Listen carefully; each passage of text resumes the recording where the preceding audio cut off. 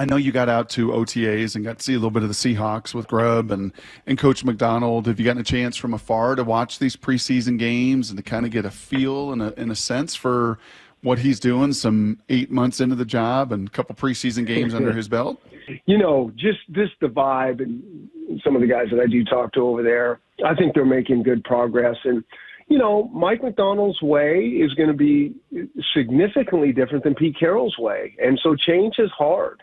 There's a lot of people that have in that building that were there when Pete was there, and not right or wrong at all, because Mike has to be authentic to who he is and his way, or it's not going to work. But then everybody else kind of feeling this vibe in this way, some are going to like, well, why are we doing that? Like, we used to do it like this and it was really good, but that doesn't work either. So Mike's got to sell his way and build his way as they go about it. I think Mike's got, a couple things really going well for him. First of all, that first time, being that first time head coach, it's so hard. It's like being a first time parent. You think, you watch it. People tell you what to do. You read books. You're around it. And then once you're thrown into it, you're like, what is going on here?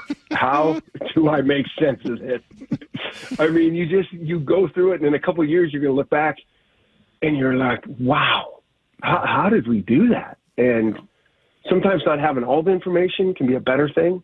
But I think Mike's got a couple things going for him. I really do. I mean, one, he's extremely, extremely smart.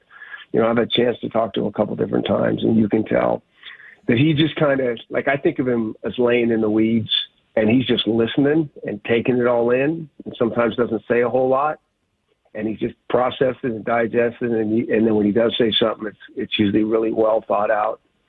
I think the other thing is he's well trained.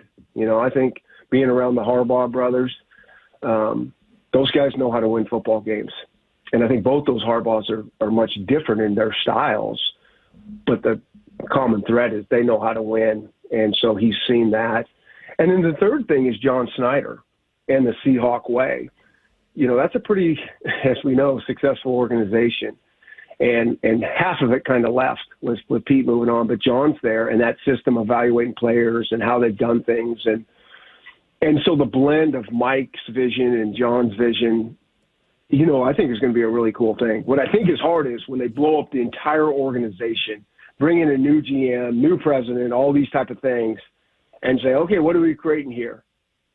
Sometimes you need to do that, but that's a much heavier lift than what they have going on over there in Renton with the Seahawks, in my opinion. Yeah, I think people don't always realize a lot of the just managerial stuff that occurs for GMs and people like that. And when you blow it up, it's not just that you're getting a new set of eyes on the draft.